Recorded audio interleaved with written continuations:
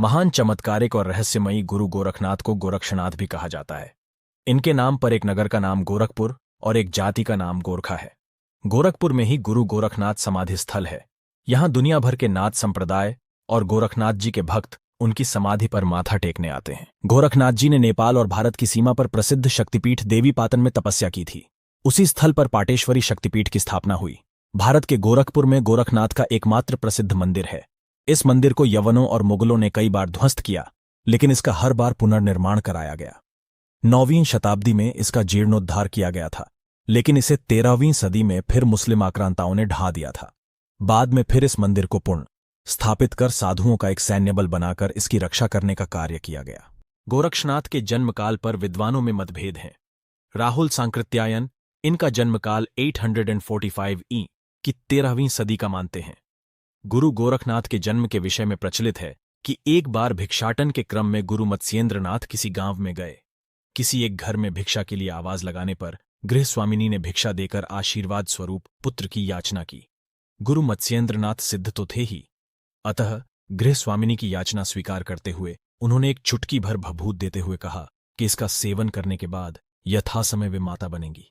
उनके एक महातेजस्वी पुत्र होगा जिसकी ख्याति चारों ओर फैलेगी। आशीर्वाद देकर गुरु मत्स्येंद्रनाथ अपने भ्रमण क्रम में आगे बढ़ गए।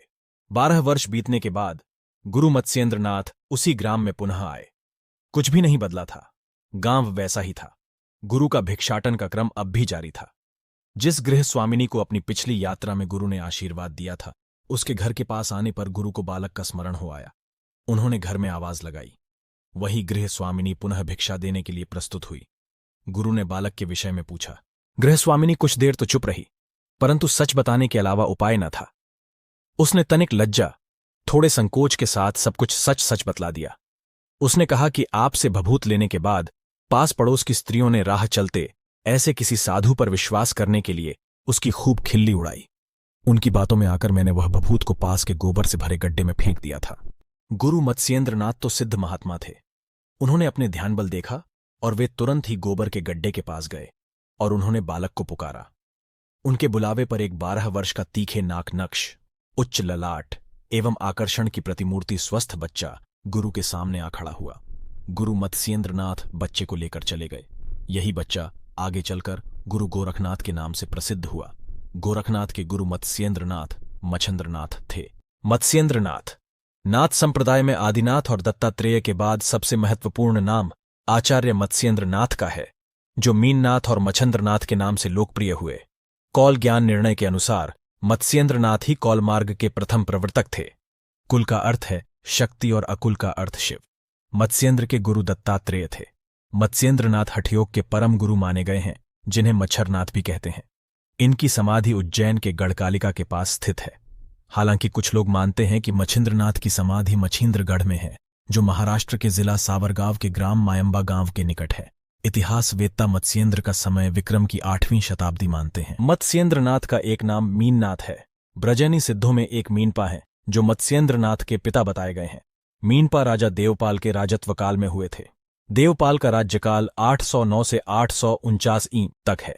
इससे सिद्ध होता है कि मत्स्येंद्र ई सन की 9वीं शताब्दी के उत्तरार्ध में विद्यमान थे।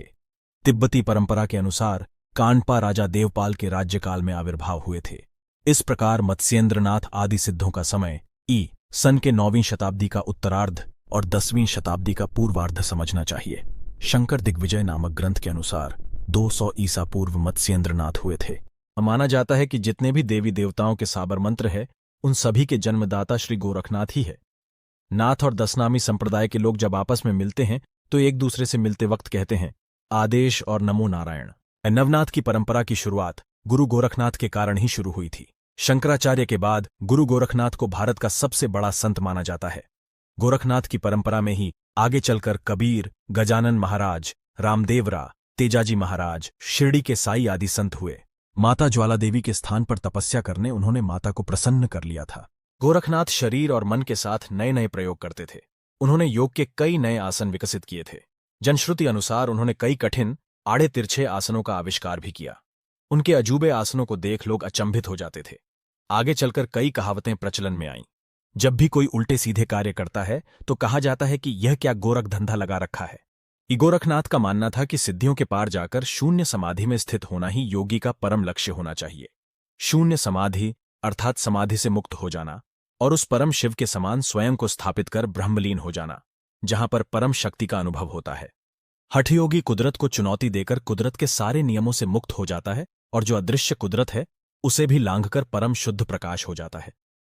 गोरखनाथ के हठयोग की परंपरा को आगे बढ़ाने वाले सिद्ध योगियों में प्रमुख हैं चौरंगीनाथ, गोपीनाथ, चुणकरनाथ, भर्तृहरि, जालंधरीपाव, जालंधर या जालिंदरनाथ आदि। 13वीं सदी में इन्होंने गोरखवाणी का प्रचार प्रसार किया था। यह एकेश्वरवाद पर बल देते थे, ब्रह्मवादी थे तथा ईश्वर के साकार रूप के सिवाय शिव के अतिरिक्त कुछ भी सत्य नहीं मानते थे। कुछ लोग 9 नाथ का क्रम ये बताते हैं: मत्स्येंद्र, गोरखनाथ, गहिनीनाथ, जालंधर, कृष्णपाद, भर्तृहरिनाथ, रेवणनाथ, नागनाथ और चरपटनाथ। दोस्तों, नाथ शब्द का अर्थ होता है स्वामी। कुछ लोग मानते हैं कि नाग शब्द ही बिगड़कर नाथ हो गया। भारत में नाथ योगियों की परंपरा बहुत ही प्राचीन रही है। नाथ समाज हिंदू धर्म का एक अभिन्न अंग है। भगवान शंकर को आदिनाथ और दत्तात्रेय को आदिगुरु माना जाता है। इन्हीं से आगे चलकर 9 नाथ और 84 नाथ सिद्धों की परंपरा शुरू हुई। आपने अमरनाथ, केदारनाथ, बद्रीनाथ आदि कई तीर्थ स्थलों के नाम सुने होंगे। आपने भोलेनाथ, भैरवनाथ आदि नाम भी सुने ही होंगे। साईनाथ बाबा, शिरडी भी नाथ योगियों की परंपरा से थे। गोगादेव, बाबा रामदेव आदि संत भी इसी परंपरा से थे। तिब्बत के सिद्ध भी नाथ परंपरा से ही थे। 9 नाथों की परंपरा से 84 नाथ हुए। 9 नाथों के संबंध में विद्वानों में मतभेद हैं। सभी नाथ साधुओं का मुख्य स्थान हिमालय की गुफाओं में है। नागा बाबा, नाथ बाबा और सभी कमंडल चिमटा धारण किए हुए जटाधारी बाबा शैव और शाक्त संप्रदाय के अनुयायी हैं।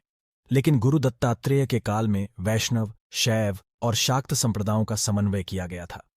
नाथ संप्रदाय की एक शाखा जैन धर्म में है तो दूसरी शाखा बौद्ध धर्म में भी मिल जाएगी। यदि गौर से देखा जाए तो इन्हीं के कारण इस्लाम में सूफीवाद की शुरुआत हुई।